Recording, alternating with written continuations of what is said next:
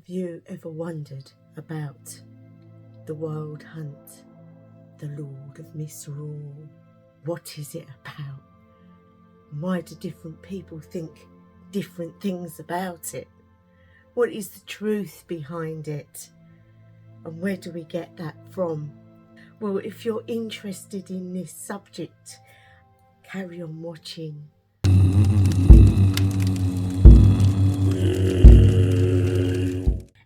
Ayla, welcome to this channel. Yes, I'm talking old English yet again, but guys, there's reasons behind it. I want to give you all that understanding and thoughts on different subjects this year. We're starting a new year and I really want to just give it as I know it. I'm wearing a different type of headdress today because we're coming into the newness of the light coming back, and I want to give that energy. I don't want it to be all wintry, even though we are still in winter.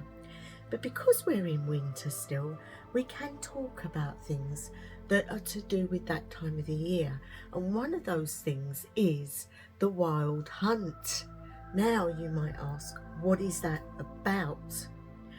Well, the Wild Hunt is renownedly known as the Lord of Misrule, or the god Odin, who leads the Wild Hunt. Now, I've had people thinking that it's an honour to be on this hunt. But what you have to understand is that there is connotations behind it. The Wild Hunt is not about Viking times or old pagan ways or the heathen ways. This is actually a Christianized version of events which was put into practice to actually demonize our god Odin, our All-Father, and to turn him into like the Christian devil. In other words, in the winter, you have to understand, in the far north of anywhere in the world, the weather is awful, and I mean dangerously awful. Not just bad weather like we get here in England, but literally life destroying temperatures and snow and ice and terrible things. And if you go back to those times, people didn't have the things to help them then. All they had was probably a shovel or a pick, an axe, something to clear away the snow. But at the end of the day, they had to make sure they were going to survive. And if you had to go out into those temperatures, out into that time, you were taking your life in your hands. And so it was classified that that time of the year was very, very difficult for these people. And of course, they would tie that in with the gods. You know, oh, the gods are seen through the weather system. They're seen through catastrophes. If there was an awful onslaught of bad weather that killed people, that could have been Thor, who was angry. Again, different things that could happen, like stones falling and killing people. They could be put down to the anger of the gods. And so the Lord of Misrule, the Lord of the chase, the Lord of the hunt, the one that was going to ride through the skies like Santa on his sleigh, but not quite as nice. He would have with him those that also had the same ideas, and that was to find any idiots out there that were in the way. He was bringing chaos. He was going to bring disaster and torment. And so he had with him people like Earl or the Valkyries. Now, people look at the Valkyries as beautiful women with these feathers that went about the fields, but if you go back to the records of who they really were, they were not like they're portrayed today. Now, I put a lot of this down to films. They sort of make them into these wonderful beings that are only here to help and aid, and the Valkyries all beautiful with their beautiful wings. No, guys, the Valkyries would go amongst the fields with their battle magic, and they would pick the bones of those that they picked. They would take the flesh very much away from them. They would condemn people upon the fields of battle. They would pick and choose and drag them off. And you see, that can be taken in so many ways, because different people have different ideas about who they actually are. Now, if you imagine that they're like that, Freya herself is the leader of the Valkyries. I'm not saying that Freya is the same, but we have changed what the original writings were, what the original thoughts were, how she might have been perceived back then. We know her as we know her now. Now's magic is different to yesteryear's magic. So we are looking back at yesteryear. We're looking back at the things that were done and portrayed back then. You have to understand it was a different time. The weather systems were awful and they had nothing to guard themselves from, apart from staying in their homes and keeping their food locked up in sheds to hopefully see them through that time. They also had the wild beasts coming into the villages, looking also for food, looking also for comfort, but also could maul people, children, old people, you name it, or take away the food that they've stored up. So you see, it was very, very difficult times. Today we have supermarkets, we have central heating, and we have nice warm homes. I look back at how they lived. It would have been cold in their homes. They would have had to have had fires lit all the time. And the clothes that they wore were not like what we have now. They may have had furs, yes, but those furs wouldn't have kept in the heat like some of the stuff we wear now. So you have to understand where they were coming from. They also had fear of the gods, fear of what would happen if they went against the gods. And so anything that happened in the village, anything that happened within the home, if there was tragedy or torment in some way, it would have to be fulfilled via another killing, a sacrifice to the gods, because that's the only way they understood how to appease the gods so that they would be safe, that this come from them. This was not written down as the gods are saying. This is how they foresaw it. This was their way of living. Now we are in a different era, we are in a different time, and we are seeing the gods more from a spiritual aspect rather than you do this or you're condemned.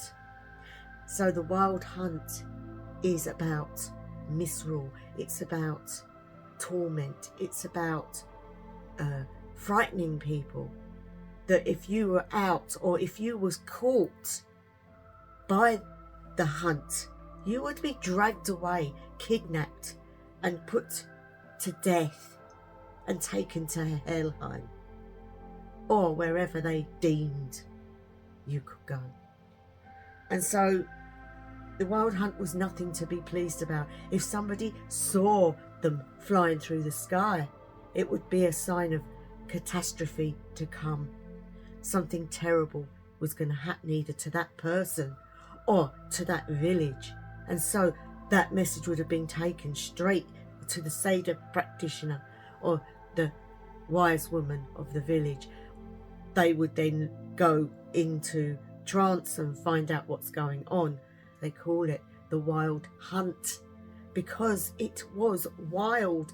In the hunt would be ghost dogs that were vicious, snapping at the bit. You would have Odin at the front with other gods and goddesses that wanted to be involved, like as I said earlier, Ul, and even Freya, because Freya is the leader of the Valkyries and also dealt with the dead, so she would probably have been included in this. And as I said to you in the beginning, this was a Christianized aspect to frighten the people. And also, who would have been there? Well, there would have been those that had passed, that was in Valhalla. The nasty ones, the ones that, because death doesn't change us, guys, we're still the same souls or soul. So they would have been included.